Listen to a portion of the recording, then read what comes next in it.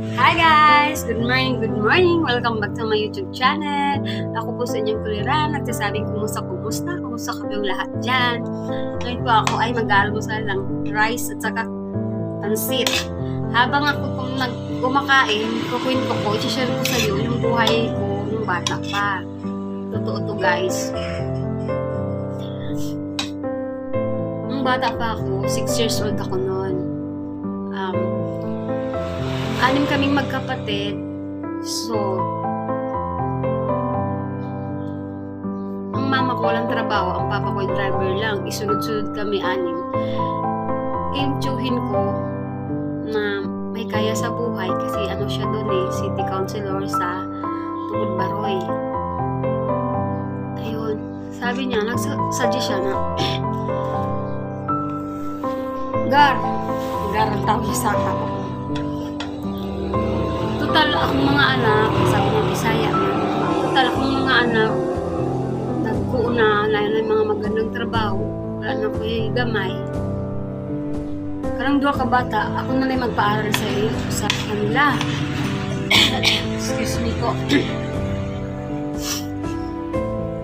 Pumayag yung papa ko, saka mama ko, sige, basta, alagaan nilang ganun.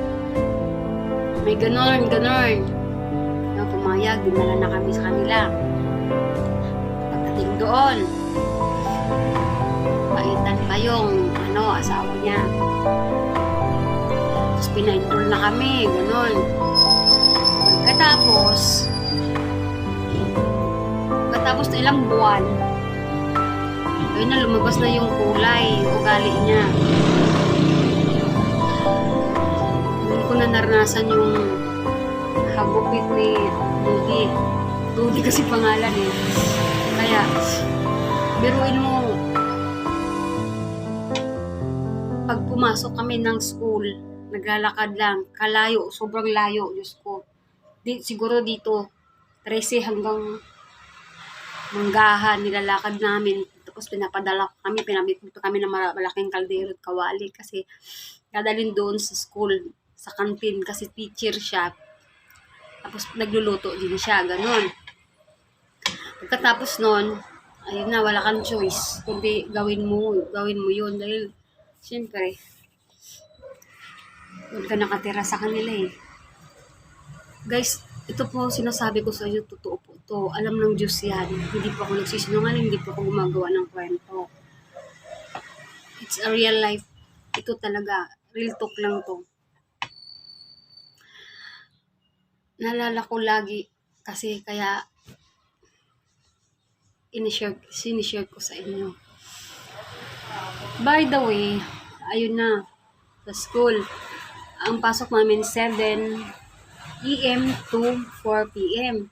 Uwi namin alas 4 ng hapon. Akala namin ang ganda ng namin.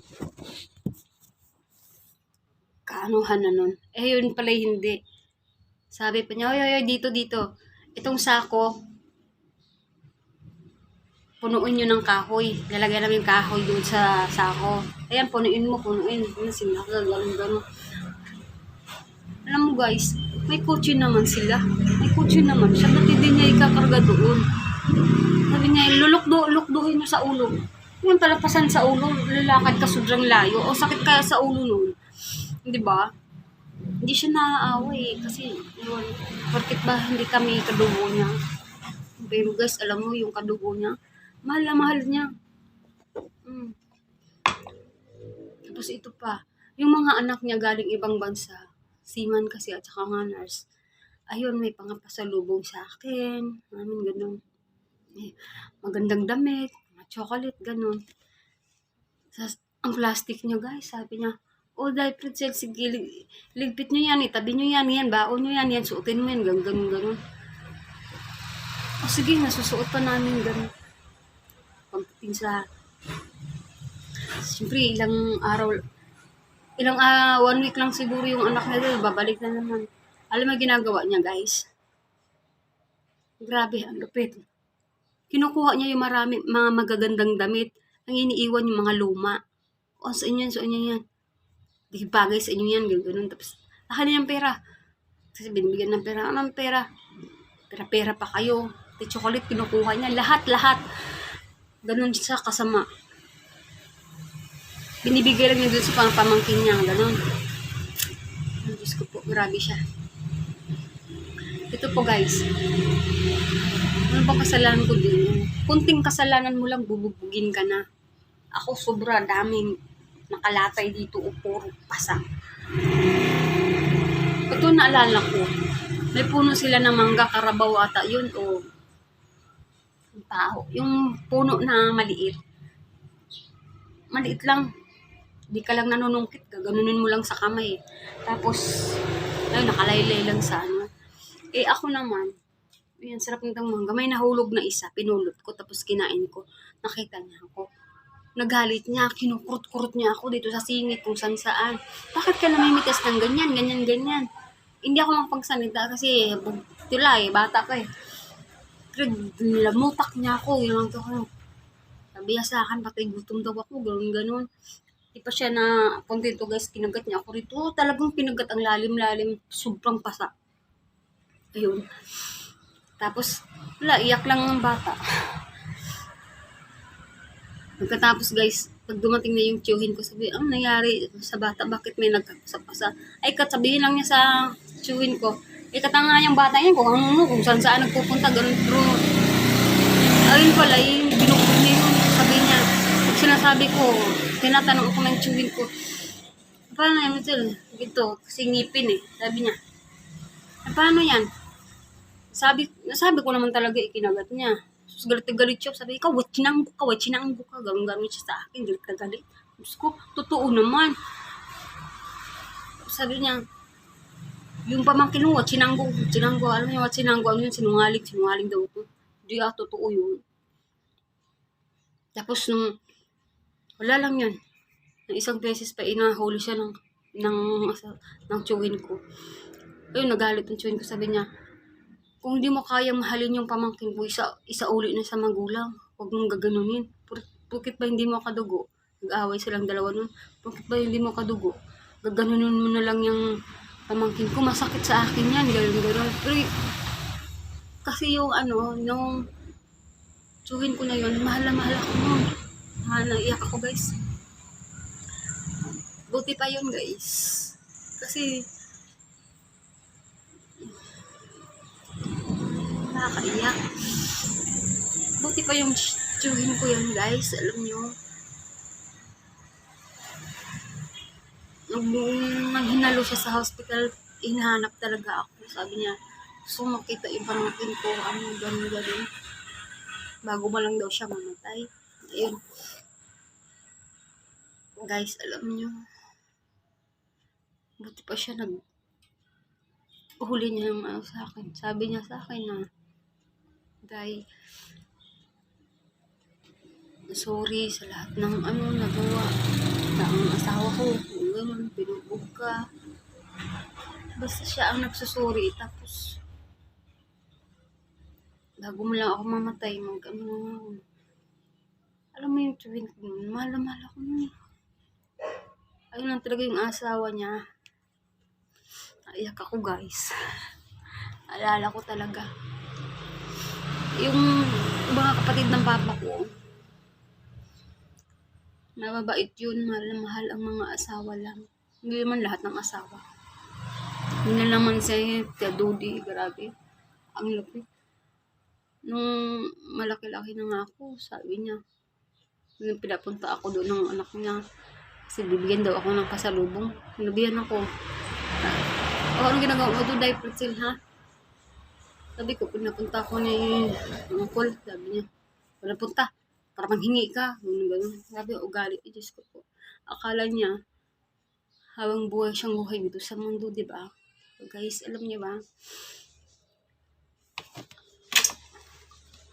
Hindi mo nakakatatak sa isip at puso ko na tayong tao dapat magpakabait. Dapat hindi tayo ganun sa kapwa natin. Porket ba nakakataas ka, meron ka, talagang ang taas mo na. Hindi yun tama eh. Susubok muna ako guys. Naiyak ako. Naiyak ako sa kwento ko. Alam mo na, may miss ko yung mga ano ko. Mga magulang ko, yung tiyuhin ko. Walang nakakamiss. Wala eh, kinuha na sila ni Lord.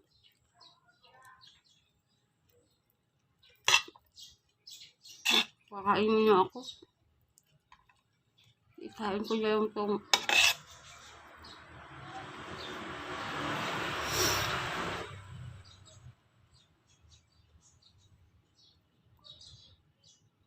nakakaiyak.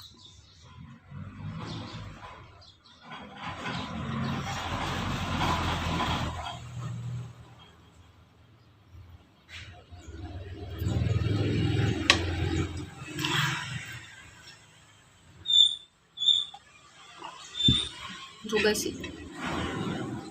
ang tagal ko naman siya pinatawad kahit hindi siya nahingi ng sorry sa akin. Intindihan ko naman yun eh, dahil may kasalanan ako. Ganun, basta.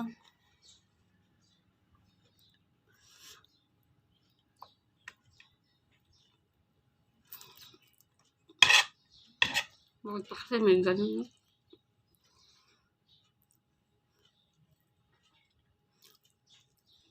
So, namatay na sa last year. Nakabalitaan ko lang. So, sabi ng anak niya, kinigita kasi kami ng anak niya dito sa Manila. Hindi, si mama lang. Ba't? Musta daw. Biro ko, musta.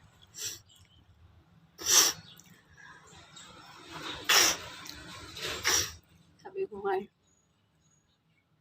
Grabe mama mo dati. Binubugbog ako. Grabe. Pasa. Sabi na, habi naman niya. Oo nga day. Nakalimutan mo na yun. Pero ganun pala ang sitwasyon mo sa buhay. May isip ka na. Ginaganyan ka. Hindi mo basta-basta makalimutan eh. Malimutan mo lang. Pero hindi talaga eh. Natatak sa isip mo yan eh. At okay lang. Kain niya ng kwento. Pero ito guys, hindi pa ito kwento-kwento lang eh. Totoo po sinabi ko lahat. So, ayun guys.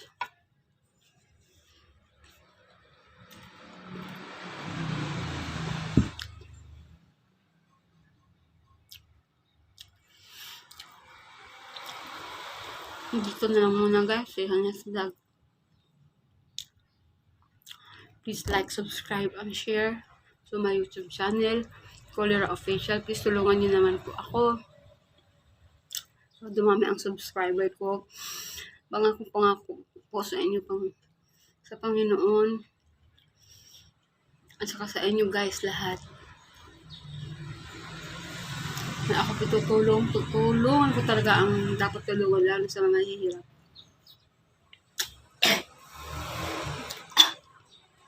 Excuse me, nakabig ako.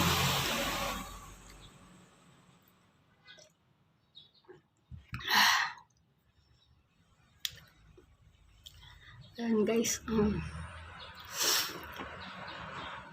pakitulong naman sa aking YouTube channel, Cholera Official. Thank you for watching to my YouTube channel. See you on next vlog.